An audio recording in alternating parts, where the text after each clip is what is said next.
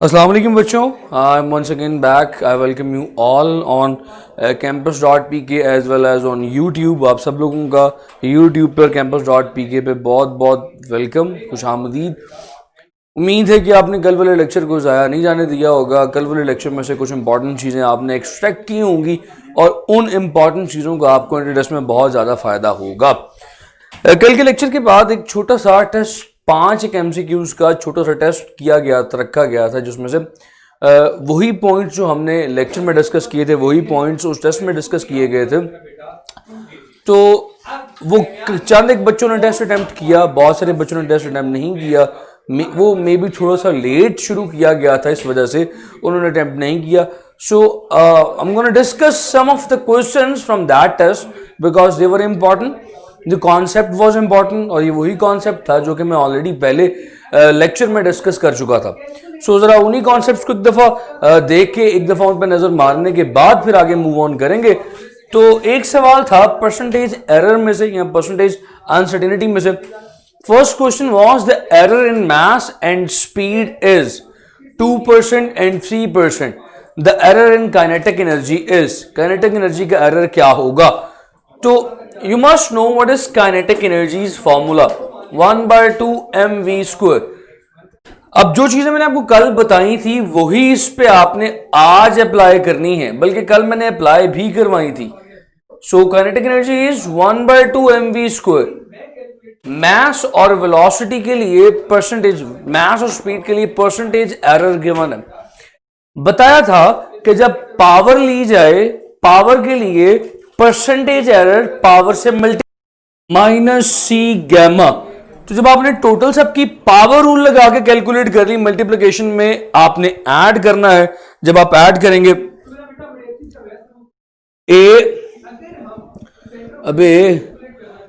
A alpha plus B beta minus C gamma, this would be your correct answer. ये आपका answer था, as simple as that. ठीक है जी। सो ये वाले कल के वो दो सवाल हैं जो बहुत सारे बच्चों ने कम वॉइस आ रही है, आवाज आ रही है। आवाज नहीं आ रही तो अपना एंटीना शंटीना ला के देखें, मे बी आपको फाका हो जाए। But voice is clear from here. You just need to check your computer, may be somewhere mute हुआ हो तो चेक कर लीजिएगा, म्यूट ना कहीं से हुआ हो। अच्छा जी, यहां तक जो बात कर रहा था वो यहां तक हो गई। मैंने दोनों सवालों को डिस्कस कर लिया 5 मिनट में। I have discussed the percentage error in kinetic energy, I have discussed the percentage error in the dimensions. Dimensions की मदद से भी मैंने आपको कैलकुलेट करना सिखा दिया। जो तो मेरे बच्चे कल के टेस्ट में मौजूद थे उनको आइडिया होगा कि मैंने किस क्वेश्चन की बात की है, मैंने कौन से क्वेश्चन सॉल्व करवाए हैं। So these are the question that were from the previous lecture. Chapter number 1 कल खत्म हो गया था। कोशिश करके एज सुन एज पॉसिबल इसकी एक वर्कशीट भी आपको प्रोवाइड कर दूंगा ताकि वर्कशीट से मौजूद मजीद सवाल भी आप कर सकें। जरा ये टिश्यू पेपर दीजिएगा, एक minute. Thank you. Let's move on.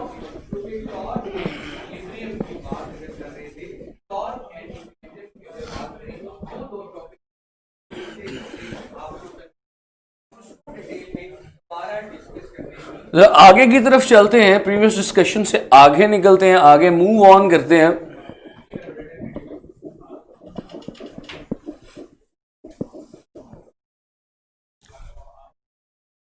Chapter number 2 पे आते हैं। चैप्टर नंबर 2,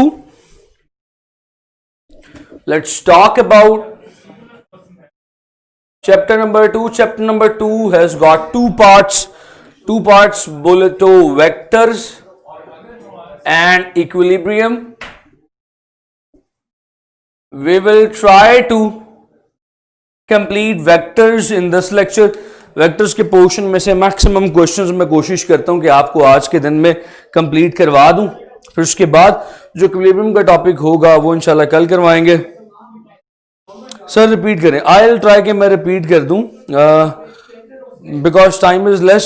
कोई प्रॉब्लम अगर रह गई हुई, अगर आपको कोई क्वेश्चन है उस्मान भाई, so you can ask me that specific that particular question. अगर सारा के सारा रिपीट करने बैठा तो थोड़ी सी दिक्कत हो जाएगी मेरे लिए भी और बाकी मेरे बच्चों के लिए भी। अच्छा जी, एक सवाल आ गया। सवाल से इस चैप्टर का आगाज करते हैं। सवाल कुछ इस तरह से है, बड़ा मजे का सवाल है, ये सवाल जुड़ता है पिछले चैप्टर के साथ। How many types of physical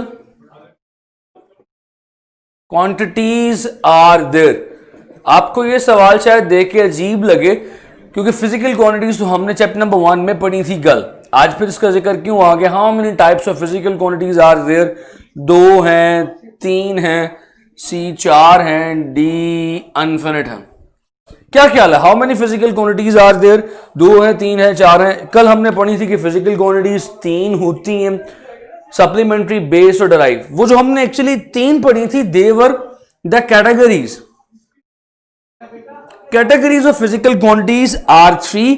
physical quantities की 3 कैटेगरीज हैं। एक बोले तो base, other is derived, then supplementary. ठीक है। फिर उसके बाद कैटेगरीज के अलावा जो फिजिकल क्वांटिटीज की टाइप्स हैं वो 2 हैं, वेक्टर और स्केलर। अब वेक्टर और स्केलर से आप बखूबी तौर पे वाकिफ हैं, ये कोई नई चीज नहीं जो मैं बता रहा हूं। Sir next time voice issue resolve कर दीजिएगा। श्योर सईद भाई, I will try my level best कि मेरी तरफ से या हमारी टीम की तरफ से आपको कोई वॉइस इशू ना आए। वॉइस नहीं आ रही। अच्छा बच्चों, पहले तो मुझे ये बता दीजिए कि everyone is suffering from voice issue? सबको वॉइस इशू है या सिर्फ 2-3 बच्चों को ये भी?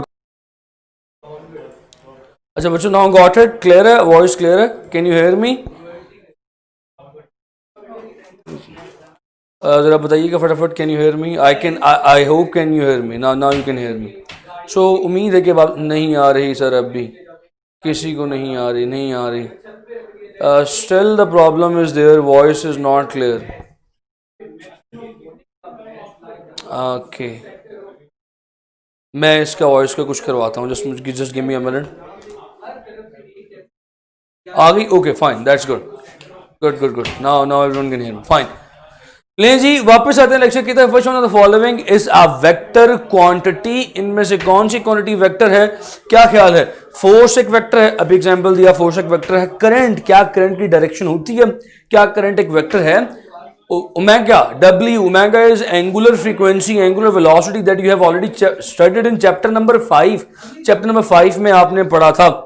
क्या ये एक वेक्टर है या क्या ये तमाम वेक्टर है? What do you think, which is the correct option? जरा सोचिए। अच्छा, अब बहुत सारे बच्चों का जवाब होता है कि yes, all of them are vector, but let me tell you, this is the question that is from the past papers of UET. ये सवाल यूईटी के पहले पास्ट पेपर्स में से आ चुका है, मौजूद है। अब इसके सही ऑप्शन क्या है? याद रखिएगा, करंट, ग्रीन हो गया, नहीं चाहिए ग्रीन, करंट हो या ओमेगा हो, एंगुलर वेलोसिटी हो, they both are conditional vectors. ये नई चीज आ गई। कंडीशनल वेक्टर्स क्या होते हैं? कंडीशनल वेक्टर्स बोले तो ये कभी वेक्टर हैं, किसी सिचुएशन में वेक्टर हैं, किसी सिचुएशन में वेक्टर नहीं है। उस्मान भाई जरा गौर से सुनना है आपने सवाल को। मोस्टली बच्चों का जवाब डी होता है, बट डी जरूर जवाब नहीं है, because I and omega are not the vectors every time. They are the conditional vectors. Sometimes they are vectors, sometimes they are not. But force एक साबित कदम वेक्टर है। Force is a such a vector which is always a vector. ये हर situation में, हर condition में as a vector ही एक करती है। जो correct option is F. Correct option is A, where F is the correct answer. Force is the correct answer. अच्छा, इससे आगे चलो यार।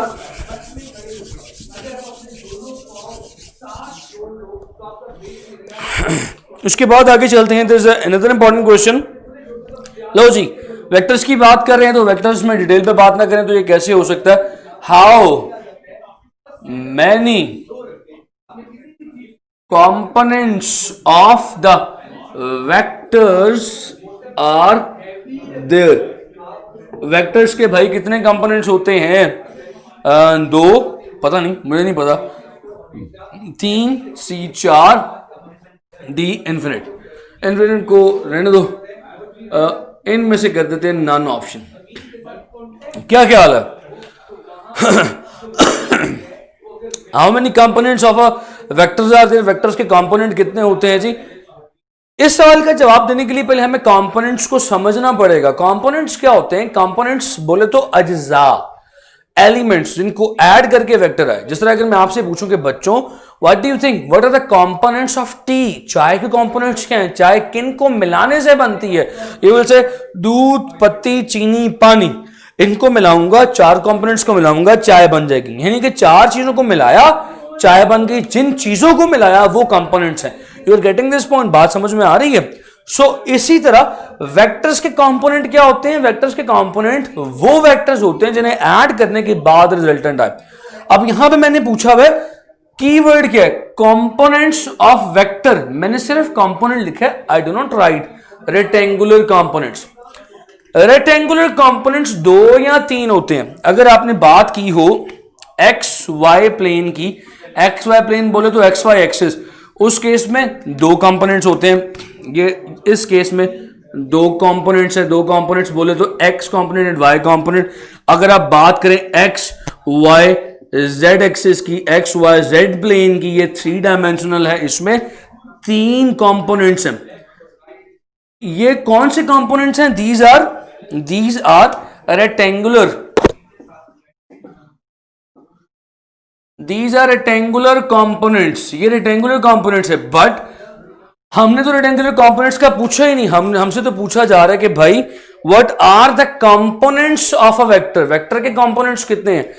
इसका दुरुस्त जवाब ये है इसका दुरुस्त जवाब ये है, देखो एक को ऐड किया बी में, बी को ऐड किया सी में, सी को ऐड किया डी में, फिर जाके आया वेक्टर ई। तो ई के कितने कंपोनेंट्स बन गए? A B C D. इसी तरह 10 और भी ऐड कर सकता हूं, 15 और भी ऐड कर सकता हूं, 10 लाख भी ऐड कर सकता हूं। तो एक वेक्टर के यानी ई वेक्टर के यहां पे कितने कंपोनेंट्स हैं? 1 2 3 4, 4 कंपोनेंट्स हैं। एक वेक्टर के 10 कंपोनेंट्स भी हो सकते हैं, 50 भी हो सकते हैं, 100 भी हो सकते हैं, लाख भी, 10 लाख भी। एक वेक्टर के एक्चुअली इनफिनिट कंपोनेंट्स हो सकते हैं। The components of vectors are infinite. But if we talk about rectangular components can be 2 in xy plane, they can be 3 in xyz plane. बात समझ में आती है बच्चों? You just need to keep this thing in the mind. अच्छा, इसके बाद अगर मैं आगे लेके चलूं आपको यहां से, तो इसको मिटाना पड़ेगा।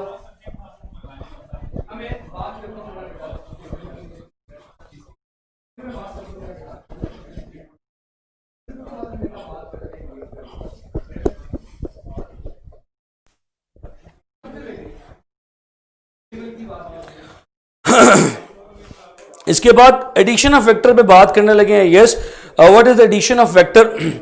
एडिशन ऑफ वेक्टर के हवाले से पहली चीज तो मैं आपको समझाना चाहता हूं, जो बताना चाहता हूं वो जरा कहीं लिख लें।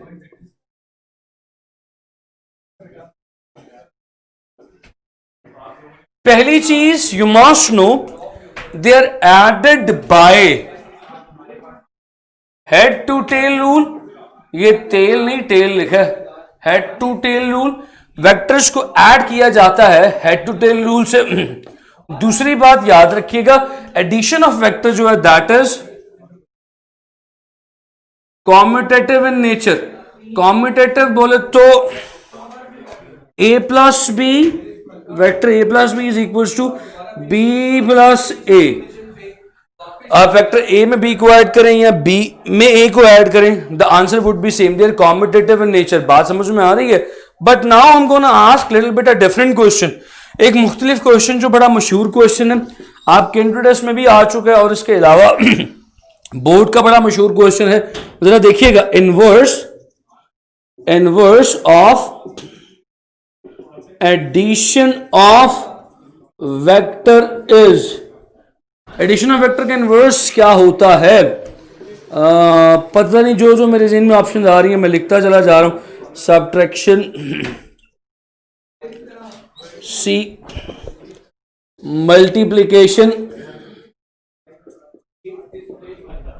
डी कर दें। जब कोई ऑप्शन समझ ना आए तो फिर मैं नन लिख दिया करता हूं, नन, राइट। चलो भाई जरा फटाफट जवाब दो। Inverse of addition of vector. Addition, vectors को ऐड करने का इनवर्स है क्या? इसका जवाब देने से पहले जरा एडिशन को देख लो। एडिशन करते किस तरह? हेड टू टेल रूल है क्या चीज? सपोज करो मेरे पास दो वेक्टर हैं, एक है वेक्टर ए, एक है मेरे पास वेक्टर बी। अगर मुझे इन दोनों को ऐड करना है, कैसे ऐड करूंगा, तवज्जो के साथ सुनना है। Head to tail rule says that दूसरे वेक्टर को उठाओ, पहले के हेड पे रखो। तो भाई पहले का हेड ये है, दिस इज ए, पहले के हेड पे दूसरे वेक्टर की टेल लगानी है, तो ये कुछ इस तरह से लग जाएगा, दिस वन, ये आ गया बी। अब दो जब ऐड हो गए, इसके बाद what you have to do, you just have to put a resultant. Resultant कैसे करोगे, रिजल्टेंट का हेड आखिरी के हेड के साथ, रिजल्टेंट की टेल पहले की टेल के साथ, ये आर है, आर बोले तो ए प्लस बी, राइट। ये हो गई एडिशन। एडिशन होती है इस तरह, यानी दो वेक्टर्स को मिलाया, मिला के एक में कन्वर्ट कर दिया, दो को ऐड करके एक बना दिया। This is called addition of vector. Now the question, now the answer is, now the question is, इस एडिशन का इनवर्स प्रोसेस क्या है, उल्टा प्रोसेस क्या है। Inverse of addition of vector is resolution, subtraction, multiplication या नन। सो जवाब आना शुरू हो गया, रेजोल्यूशन, रेजोल्यूशन यानी ए जवाब आ रहा है। समथिंग मोर, इसमें जो कॉमन आंसर बच्चे दिया करते हैं, जहां पर स्लिप हुआ करते हैं, देखिए मैंने आपको साथ साथ गलती भी बतानी है कि जो गलती कॉमनली होती है, जो आपने नहीं करनी। जो कॉमन मिस्टेक यहां पे की जाती है, बच्चे put an answer of subtraction, subtraction इसका इनवर्स लगा देते हैं। But let me tell you what is subtraction. मुझे जरा बताने दें कि सब्ट्रैक्शन होती क्या है। सब्ट्रैक्शन एक ऐसा प्रोसेस है that is done with the same rule, head to tail rule. ये भी हेड टू टेल रूल के तहत ही होती है। सब्ट्रैक्शन का फॉर्मूला, सब्ट्रैक्शन का कानून भी वही है जो एडिशन का। यानी कि अगर आपको ए और बी का ए माइनस बी कैलकुलेट करना पड़े, फिर क्या करोगे, ए माइनस बी क्या आएगा, how can you calculate A minus B, what do you think, A minus B कैसे कैलकुलेट करोगे। देखो जरा फिर इधर, ए तो वैसे ही आ गया, दिस इज ए। अब बी का पहले लो minus B, what is minus B, B अगर ऊपर डायगनली ऊपर की डायरेक्शन में तो माइनस बी, बाबा जी ये होगा minus B. Now head to tail लगाओ, इसको उठाओ, उठा के बी की ए के ऊपर लगाओ, दिस, ये आ गया माइनस बी। अब जो आप यहां पे ऐड करोगे, this would be the resultant. तो देखो R is equals to A minus B. देखो सब्ट्रैक्शन भी हेड टू टेल रूल के मुताबिक ही हो रही है, हेड टू टेल रूल के अकॉर्डिंग ही हो रही है। अगर बात करें resolution, multiplication is something else, मैं आगे पढ़ाऊंगा multiplication of two vectors is cross and dot product, that is totally different. But if you talk about resolution of vector, what happens in resolution of vector, do you know. Resolution में आप क्या किया करते हैं, शाबाश इन्होंने resolution जवाब दिया। आपके पास एक वेक्टर है एफ, आप इसको तोड़ते हो इसके कंपोनेंट्स में, यानी एडिशन में कर रहे थे दो को मिलाया एक, सब्ट्रैक्शन में दो को मिलाया एक। अब रेजोल्यूशन में क्या कर रहे हो, एक को तोड़ा दो में। Now you are doing something opposite, एक बन गया y कंपोनेंट, एक बन गया x component. So now you are doing resolving the splitting the vectors, आप वेक्टर्स को स्प्लिट कर रहे हैं दो में। So it is the opposite of addition. Addition दो मिलाए एक, रेजोल्यूशन एक से दो।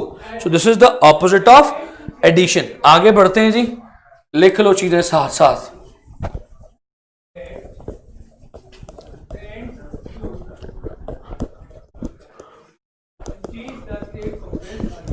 अच्छा, इसके बाद आगे चलना है। Literally the most difficult part in teaching is to remove a white board.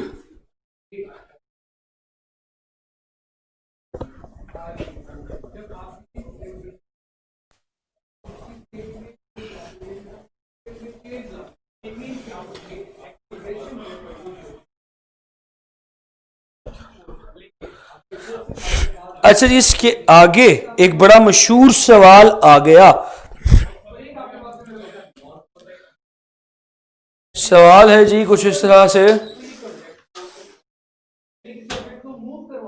Yes, there's a question I'm going to discuss here is an important question. The question is taken from your exercise, but मैंने क्या किया है, इसके थोड़े से अल्फाज बदले, जरा गौर से देखिएगा।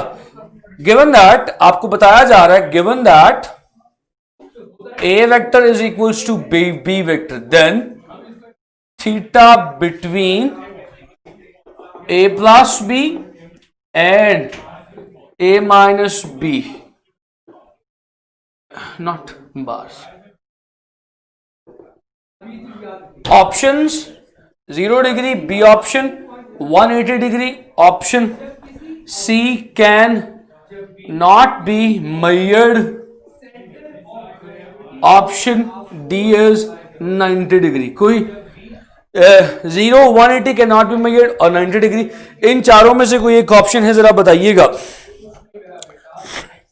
सवाल है कुछ इस तरह से, जरा गौर से सुनिएगा कि आपके पास बताया जा रहा है कि दो वेक्टर्स हैं ए और बी आपस में बराबर हैं, तो भाई ए प्लस बी और ए माइनस बी में क्या एंगल होगा? This is the statement that is taken from the short questions. जरा गौर से सुनना है, आपकी किताब में शॉर्ट क्वेश्चंस में एक सवाल लिखा हुआ है, एक स्टेटमेंट लिखी हुई है, prove that sum and difference of two perpendicular vectors is equal and perpendicular। कुछ कहानी इस तरह की है कि अगर दो वेक्टर्स आपस में परपेंडिकुलर हैं ए और बी लाइक दिस, तो इनका sum, what would be their sum? This is A plus B, याद रखिएगा। और अगर इनका डिफरेंस लिया जाए, डिफरेंस माइनस बी नीचे आ जाएगा। अब अगर माइनस बी नीचे आ गया तो ए माइनस बी ये हो जाएगा, this is A minus B, this is A minus B. So बात जहन में क्या रखनी है? Sum and difference of two perpendicular vector is also perpendicular. So in this case, in such a case, given that A plus B, इस सवाल में एक चीज छोड़ी हुई है मैंने, जिस बात की हो गया, लेकिन given that A is equal to B and A is perpendicular to B. In that case, what is the angle between A plus B and A minus B? So they both are perpendicular to each other. They both are at the angles of 90 degree to each other. A plus B और A minus B में भी 90 degree का angle होगा। Entry test में मरियम बच्चे का सवाल है कि जी एंट्री टेस्ट में एक्सेस के एमसीक्यूज भी आते हैं बच्चों। Mark my words, keep these things in your head. Entry test में it can be anything from the topic, it can be any concept from the topic, it can be from your book, it can be from exercise, it can be from O levels, it can be from A levels, O levels की concepts में भी सवाल बन सकता है। So anything that is related to your topic, anything that is related to your concept is the question that can be the part of paper। Urdu में तर्जुमा ये है कि जो चीज भी आपके टॉपिक से रिलेटेड है, जो चीज भी आपके कॉन्सेप्ट से रिलेटेड है, वो आपके पेपर में मौजूद हो सकती है। अब वो ओ लेवल्स में से हो, वो ए लेवल्स में से हो, चाहे वो आपके एक्सरसाइज में से हो, चाहे वो आपकी you can say any from anywhere, anything that is related to your topic can be the part of paper, right. ले जी आगे बढ़ते हैं।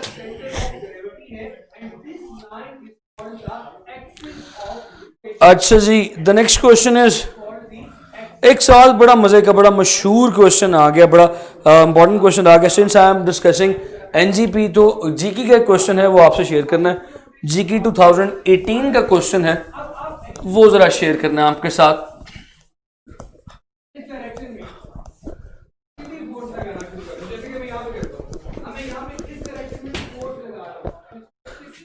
Question is something like this, in the following diagram, diagram कौन सी है जी? डायग्राम पहले draw कर देता हूं। इन अ फॉलोइंग डायग्राम, ये है डायग्राम।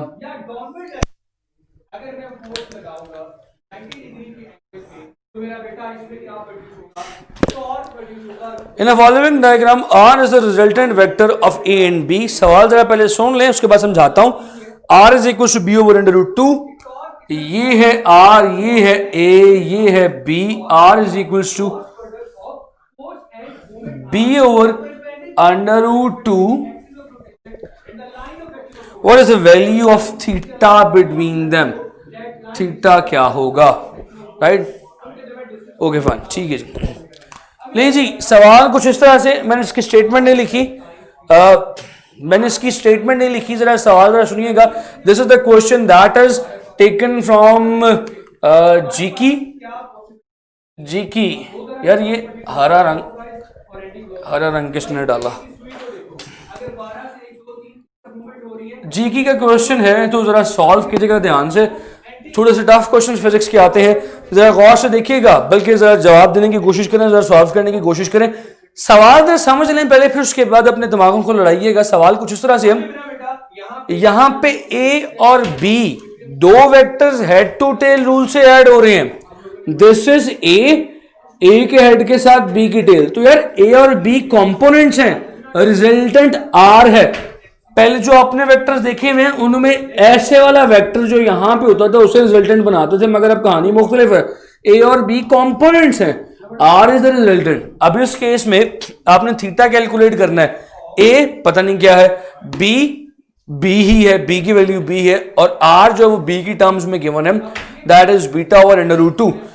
आपने अब कैलकुलेट करना है यहां पे थीटा। थीटा कैलकुलेट करने का तरीका ये है, tan इनवर्स जो आपने जो चीजें पढ़ी हुई, I am just telling you those things. tan inverse theta is equal to tan inverse y component, यानी y कंपोनेंट लिखने की बजाय मैं आसानी के लिए आपके लिए लिखूं परपेंडिकुलर ओवर बेस। अब इस राइट एंगल ट्राइंगल में ये जो चीज है, this thing is perpendicular, this thing is base. अब tan theta, theta is tan inverse perpendicular over base. आपको इस चीज को इस पे डिवाइड करना है। इस r की वैल्यू b की फॉर्म में है, a की वैल्यू जाहिर है a की फॉर्म में है। अब इस सिचुएशन में मोहम्मद ने आंसर दे दिया 45 degree, Mohammad 45 degree. Yes, the answer is how 45 degree, how can you justify it? जरूरी नहीं कि राइट एंगल ट्राइंगल में 45 डिग्री ही बनते हो। समटाइम्स ये एंगल 60 डिग्री भी हो सकता है, 40 डिग्री भी हो सकता है, 70 डिग्री भी हो सकता है। You need to justify how the answer is 45, या ये आपका तुक्का भी हो सकता है। सो इसी चीज को साबित करना है कि why the answer is 45 degree. इस आंसर इज 45, आपको पता लग गया। सो क्या कहने लगा था मैं, अब आपने ए को भी बी की फॉर्म में निकालना है बाय यूजिंग पाइथागोरस थ्योरम। ये हाइपोट है, तो बी का स्क्वायर इज इक्वल्स टू, फटाफट करते हैं, आर का स्क्वायर प्लस ए का स्क्वायर, बी का square is as it is, R क्या है जी, बी ओवर अंडर रूट 2 का स्क्वायर प्लस ए का square. So B square is equals to B square. आपके लिए सॉल्व कर रहा हूं, बाय प्रैक्टिस आपको सॉल्व करने चीजें आसान हो जाएंगी। प्लस ए का स्क्वायर, ए स्क्वायर रहने दीजिए, बी सॉरी इसको इधर ले आइए, A square is equal to, ये चला गया B square minus B square by 2, यानी ये बन जाएगा B square by 2। So in this case what will be, A will become B over under root 2। सो आपके पास ए भी आ गया बी ओवर अंडर रूट 2। आप जरा लगाएं फॉर्मूला, यहां पे परपेंडिकुलर है बी ओवर अंडर रूट 2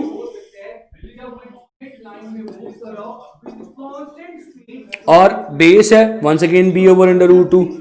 दोनों कट गए तो tan इनवर्स आ गया 1, that is equal to 45 degree, right.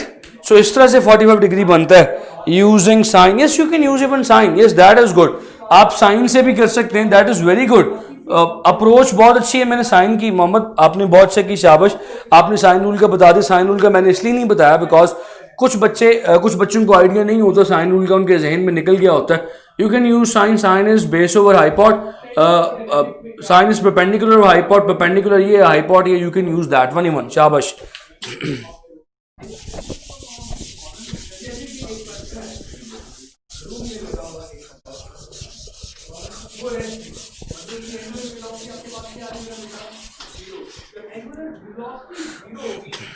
इसके आगे चलते हैं जरा।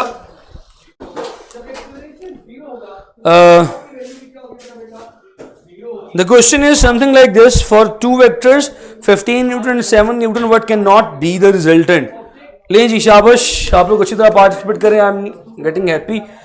क्वेश्चन है जी, फॉर टू वेक्टर्स, दो वेक्टर्स हैं having 15 newtons and 7 newton as their magnitude, what cannot be the resultant? What cannot be the resultant? ले जी, इसके जवाब में जो ऑप्शंस मौजूद हैं जरा वो देख लें। Yes, 9 newton, B 2 newton, C 10 newton, okay 10 newton, D 12 newton. So जी, इनमें से 17 और 15 और 7 न्यूटन का जवाब क्या नहीं हो सकता? अब ऐसे सवाल जब आए तो आपने सॉल्व करने की कैसे कोशिश करनी है, आपने पहले ऑप्शंस आंसर में रेंज निकालनी है। रेंज बोले तो what can be the maximum result, what can be the minimum result. For the maximum result, for the maximum result, for the minimum result, याद रखिएगा मैक्सिमम रिजल्ट तब आएगा जब ये दोनों वेक्टर्स आपस में पैरेलल हो, एक दूसरे के ऊपर जोड़ दिए जाएंगे, ऐड हो जाएंगे। So maximum is by getting, by adding them, क्या आएगा 22 न्यूटन। दोनों को ऐड करेंगे जवाब आ जाएगा 22 न्यूटन। मिनिमम जवाब आएगा जब दोनों एंटी पैरेलल हो, यानी दोनों सब्ट्रैक्ट हो जाएं। 15 minus 7, what you will gate, you will gate 8 Newton.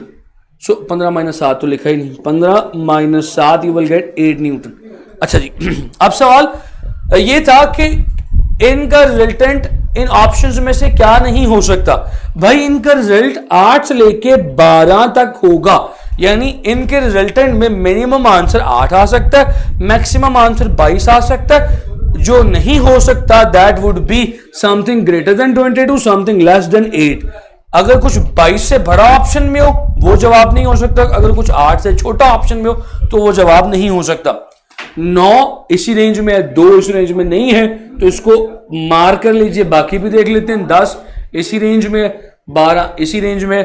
सो जो इस रेंज से बाहर है वो 2 न्यूटन है। सो 2 Newton is the correct option, यानी 2 न्यूटन इसके रिजल्टेंट में ऑप्शन नहीं हो सकती, पॉसिबल नहीं हो सकता।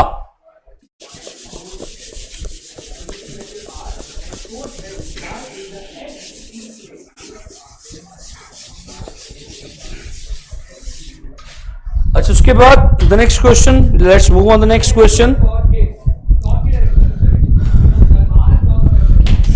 ले जी, बड़ा मजे का सवाल आ गया, जरा वो देखते हैं। Two forces, ये बड़ा मजे का सवाल है। I need you to give answer on this question. Two forces are 3 Newton and 4 Newton in angle of 20 degree and 80 degree. So ये सवाल जरा देखिएगा। Two forces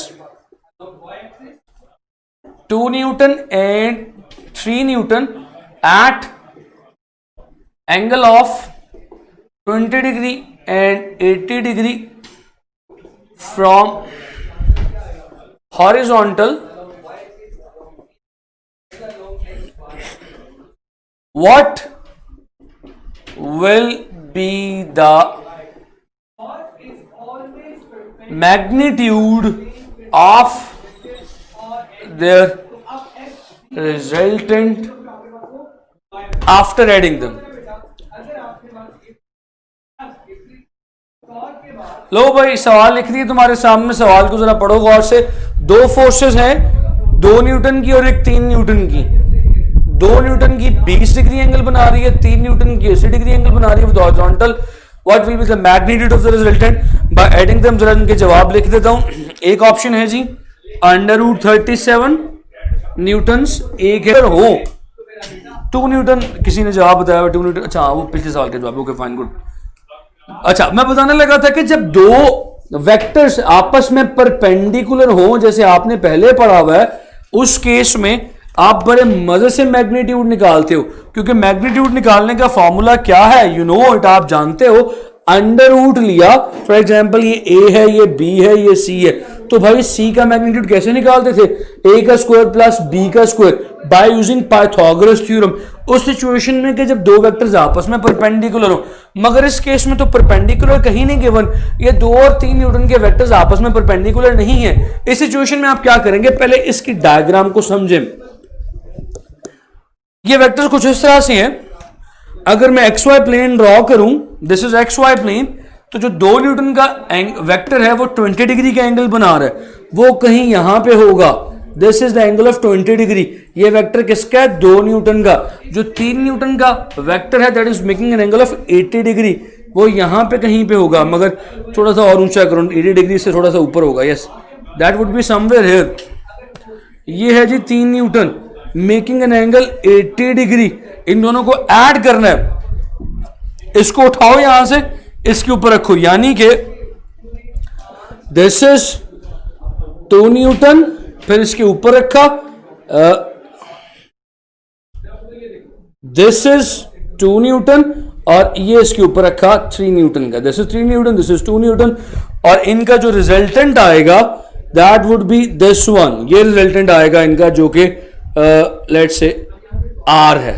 इसका मैग्नीट्यूड निकालना है। अब ये दो परपेंडिकुलर वेक्टर्स नहीं है, अब यहां पे आप A square plus B square whole under root का फॉर्मूला नहीं लगा सकते। इस केस में फॉर्मूला याद रखो, for non perpendicular vector, for non-perpendicular vectors, what is the formula of resultant? Resultant that is given by r is equals to under root a square plus b square plus 2ab cos of theta। ये formula है यहां पे। देखो यार, इसका 20 degree angle, इसका 80 degree angle, तो भाई फिर ये 3 न्यूटन वाले में और 2 न्यूटन वाले में एंगल क्या होगा? It would be 60 degree. So theta here is 60 degree. Values put करता हूं, r is equals to under root a is 2 का स्क्वायर प्लस 3 का square plus 2 into 3 into 2 cos of 60 degree. Solve मारो, जवाब देखो क्या आता है। यहां पे लिखूंगा, उम्मीद नजर आएगा। 2 का स्क्वायर 4, 3 का स्क्वायर 9, 4 प्लस 9 इकट्ठा लिख दिया 13 plus 2 3 6 6 2 12 12 into cos of 60। Do you know what is cos 60? Cos 60 is 0.5। Add करें और जवाब आपका आ जाएगा। You will get your answer, right? You can get your answer here. Okay, fine। जगह नहीं है मेरे पास सॉल्व करने की, तो you can solve it, you will get your answer। इसके बाद आगे चलते हैं। एक सवाल इसी पैटर्न से बिलोंग करता है, इसी पैटर्न से रिलेट करता है, वो सवाल भी जरा मैं सोच रहा हूं आपको करवा दूं।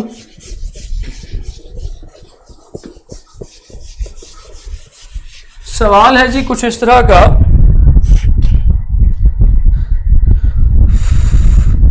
क्वेश्चन लिखिएगा जरा।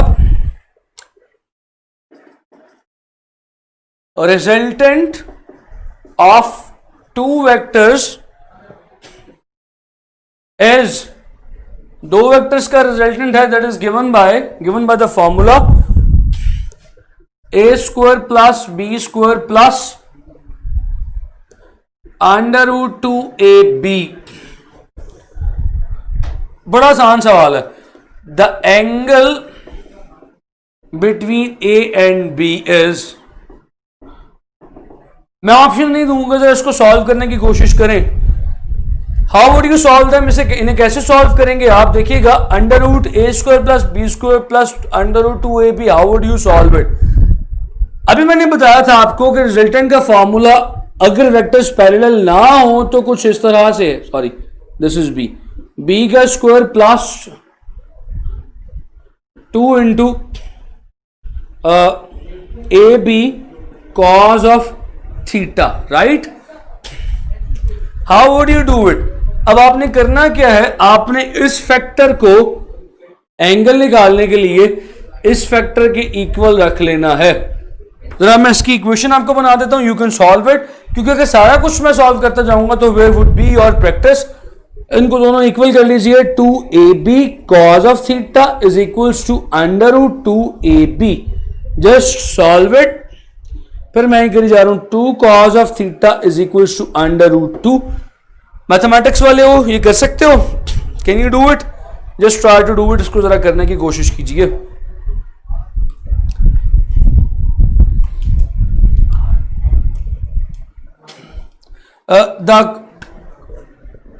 क्वेश्चन थोड़ा सा मैंने गलत लिख दिया यहां पे।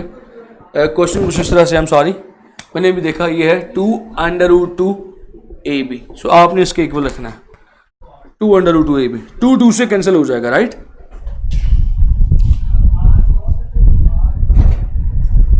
ओह नहीं, वो सही था क्वेश्चन।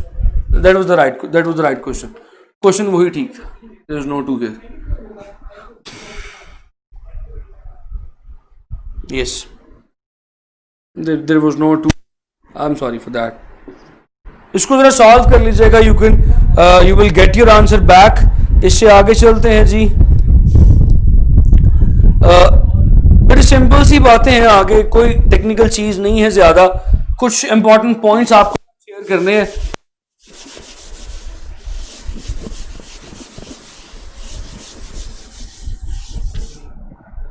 जरा देखिएगा, एंगल की बात चल रही है। अगर एंगल कैलकुलेट करना हो फॉर रिजल्टेंट, यानी रिजल्टेंट की अगर डायरेक्शन कैलकुलेट करनी हो तो how can you do it? You must know the quadrant के, वो जिस क्वाड्रेंट में मौजूद वेक्टर है उस क्वाड्रेंट का आपको पता होना चाहिए। How many quadrants you have got here? 1 2 3 और ये हो गया 4। अब जो फॉर्मूला आपका रिजल्टेंट कुछ इस तरह का है जिसके दोनों कंपोनेंट्स पॉजिटिव है। मिसाल के तौर पे आपका रिजल्टेंट ये हो सकता है R is equal to I plus J. अब पता ना आई क्या है, जे क्या है, बताने की जरूरत तो नहीं।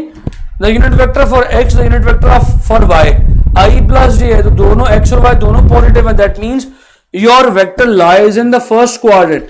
तो फर्स्ट क्वाड्रेंट में तो मैंने भी बताया कि ये वाला जो फाई का formula, it will give you the angle from nearest X axis.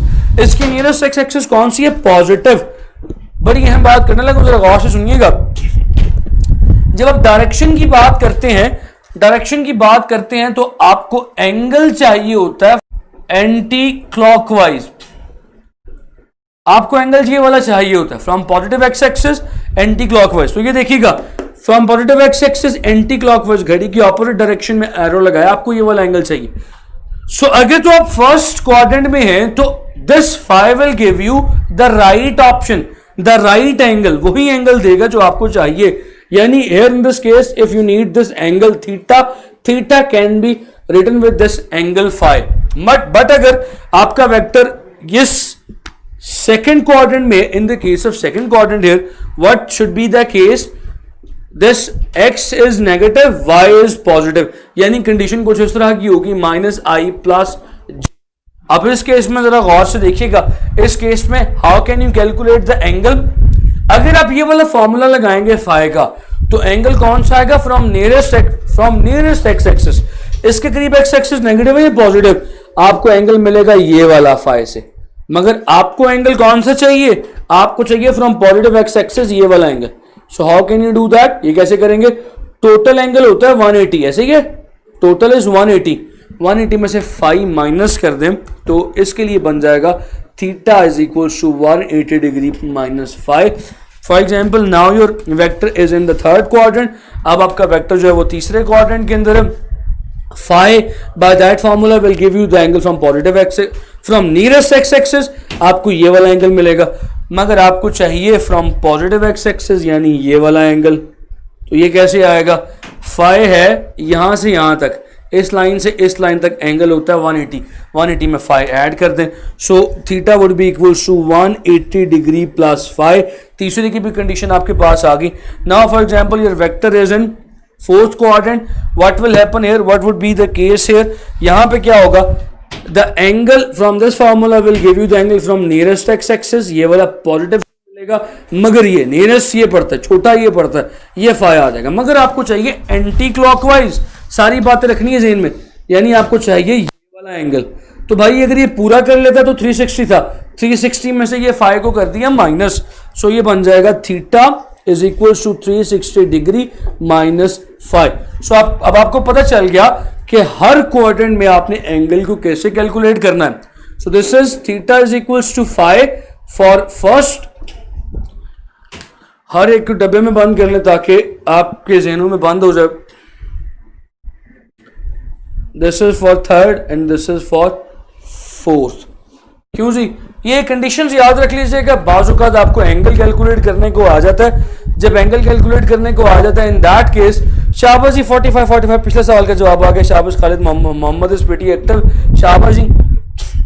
तो जब आपको ऐसे सिचुएशन में एंगल कैलकुलेट करना आता है तो सबसे पहले आपने ये देखना है कि जो रिजल्टेंट है वो किस क्वाड्रेंट में मौजूद है।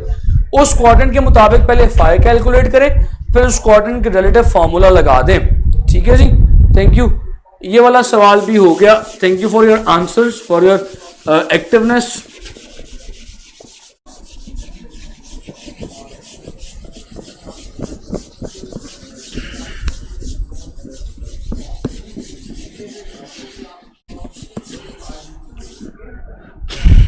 then let's move on. Yes, the last topic for today is product of vectors. Vectors के प्रोडक्ट पे थोड़ी सी बात करनी है. हाँ, आज प्रोडक्ट्स को थोड़ा सा एक्सप्लेन कर दूंगा. प्रोडक्ट कौन कौन से, डॉट और क्रॉस प्रोडक्ट, इनसे रिलेटेड जितने भी सवाल हैं वो कोशिश करूंगा कि आपको आज या तो कल, आज क्योंकि टाइम मेरे पास 5-1 मिनट ही है तो आज तो नहीं करवा पाऊंगा इंशाल्लाह. इनसे रिलेटेड मतलब मेरे पास बहुत सारे क्वेश्चन हैं, वो इंशाल्लाह आपको कल करवाऊंगा. सो प्रोडक्ट पे थोड़ी सी एक्सप्लेनेशन दे देता हूं ताकि आपके जहनों में रहे. प्रोडक्ट ऑफ टू वेक्टर्स, जब आप दो वेक्टर्स को मल्टीप्लाई करते हैं तो आपके पास जवाब की भी दो पॉसिबिलिटीज हैं, दो किस्मों के जवाब आ सकते हैं. When you multiply two vectors, answer can be of two different types. Answer can be of two different kinds. दो मुख्तलिफ अक़साम के जवाब आ सकते हैं. मिसाल के तौर पे अगर तो आप दो वेक्टर्स को मल्टीप्लाई कर रहे हैं और जवाब आ रहा है रिजल्टेंट इज स्केलर क्वांटिटी, तो उस वेक्टर का नाम क्या है? वो वेक्टर कहलाएगा, वो प्रोडक्ट कहलाएगा डॉट और स्केलर प्रोडक्ट. उस प्रोडक्ट का नाम डॉट या स्केलर प्रोडक्ट है. अब मिसाल के तौर पे आप दो वेक्टर्स को मल्टीप्लाई कर रहे हैं एंड यू आर गेटिंग, अभी जरा सुनते हैं, रिजल्टेंट एज वेक्टर और जवाब में जो क्वांटिटी आ रही है वो भी वेक्टर है. So that product is called as vector. और क्रॉस प्रोडक्ट, मैंने एग्जांपल दी कि दो वेक्टर्स को मल्टीप्लाई कर रहे हैं, जवाब में स्केलर क्वांटिटी आ रही है, then you will say that is the dot और स्केलर प्रोडक्ट. तो ये तो हो गई पहली बात. एग्जांपल्स बड़ी मशहूर हैं, आपसे पूछ ली जाती हैं कि जी what are the examples of dot product या which one of the following is the example of dot product. तो चंद एक एग्जांपल्स आपसे शेयर कर लेता हूं. वर्क की एग्जांपल जो है F dot D, that is scalar. फिर उसके बाद electric flux, that is E dot A. ये सारी चीजें आपने पढ़ी हुई, क्वांटिटीज आपने पढ़ी हुई. Magnetic flux B dot A, that is dot product. Then there is power. Power is defined as F dot V, ये भी एक डॉट प्रोडक्ट है. फिर इसके साथ ही साथ इलेक्ट्रिकल पावर, ये मैकेनिकल पावर है, और ये इलेक्ट्रिकल पावर जो है that is given by P is equals to V dot I, ये भी एक डॉट प्रोडक्ट है. चलिए जी, इसकी एग्जांपल्स आपको और बता दूं. What are the examples of vector product. इसकी एग्जांपल्स क्या हैं? बड़ी मशहूर. सबसे पहले शुरू करते हैं टॉर्क से. R cross F cross product, दोनों को मल्टीप्लाई करूं, जवाब भी वेक्टर आ रहा है. फिर इसके अलावा आपने पढ़ी हुई है F is equal to Q V cross B, force on charge particle, V velocity vector है, मैग्नेटिक फील्ड वेक्टर है, मल्टीप्लाई किया, जवाब फिर वेक्टर आ रहा है. ये इसकी एग्जांपल हो गई. फिर F is equal to I L cross B, length is vector, B magnetic field is vector, multiply किया, जवाब वेक्टर आ रहा है. अच्छा, यहां पे देखो, मैंने शुरू में एक सवाल करवाया था, चीजों को जोड़ना सीखो. मैंने शुरू में एक सवाल करवाया था कि विच one of the following is a vector. उसमें करंट की भी ऑप्शन थी, मगर मैंने कहा था करंट वेक्टर नहीं है, कंडीशनल वेक्टर है. यहां पे देख सकते हो इस एग्जाम्पल में आई जो है that is not treated as vector, बल्कि लेंथ को वेक्टर लिया गया. So current is sometimes vector, sometimes. Sir ये टॉपिक रीड कर दें प्लीज. सेकंड क्वाड्रैक, मेरा बच्चा खालिद भाई इंग्लिश में या उर्दू में कमेंट लिखें, मतलब ये लैंग्वेज थोड़ी सी मुझे समझ में नहीं आ रही. देख लीजिएगा इस कमेंट को क्या. सो आई जो है that is not treated as a vector here, यहाँ पे वेक्टर के तौर पे ट्रीट नहीं किया जा रहा. ये कमेंट मुझे समझा देंगे तो जैसे कहेंगे मैं I do that, no problem. आगे चलते हैं जी. ये एग्जांपल्स हो गई इनकी. फिर एक एग्जांपल और बता देता हूं. एक आखिरी example is EMF, induced EMF V is equals to, the answer is V B cross L, V B L sine theta जिसे आप लिखते थे. सो बी और एल का क्रॉस प्रोडक्ट है. You will get EMF. EMF is once again a vector quantity. So आज के लिए इतना ही रखो, टाइम बहुत हो गया, टाइम ऊपर हो गया, 5-7 मिनट ऊपर हो गए. Sir please, yes please sir, if you can तो रिपीट कर. ओके, विच टॉपिक आप इस कौन सा टॉपिक रिपीट करना जरा बताइएगा. टेस्ट सर, आज का टेस्ट, खालिद पे टेस्ट भी आज होगा, नो प्रॉब्लम, जस्ट वेट. आपका टेस्ट भी आज के बाद स्टार्ट होगा. जैसे ही मैं यहाँ से गायब हूँ आपके सामने टेस्ट आ जाएगा. सो आपने उठना नहीं है यहाँ से, टेस्ट कोशिश कीजिएगा कि आज के टेस्ट को जरा अटेम्प्ट करने की कोशिश करें। हो सकता है कोई एक आधा MCQ इससे रिलेटेड हो, क्योंकि हमारा लेक्चर आज 5-7-10 मिनट लेट शुरू हुआ था। अगर टाइम पे शुरू होता तो मैं ये टॉपिक्स आपको क्लियर करवा देता। तो वो सवाल बेशक छोड़ दीजिएगा, जो डॉट या क्रॉस प्रोडक्ट के हो वो मैं आपको इंशाल्लाह कल करवाऊंगा। जो बाकी इससे पहले जो टॉपिक्स पहले उनके सवाल आपने जरूर करने। कैमरा इज हियर, मुझे यहाँ पे देखना है, ठीक है जी। सो मुझे यहाँ पे इजाजत दीजिए। अपने घर वालों का ख्याल रखिए। मैं गायब तो नहीं हो गया, मैं आ रहा हूँ ना, मैं आ रहा हूँ। ओके, अपने घर वालों का ख्याल रखिए। थैंक यू सो मच, अल्लाह हाफिज़।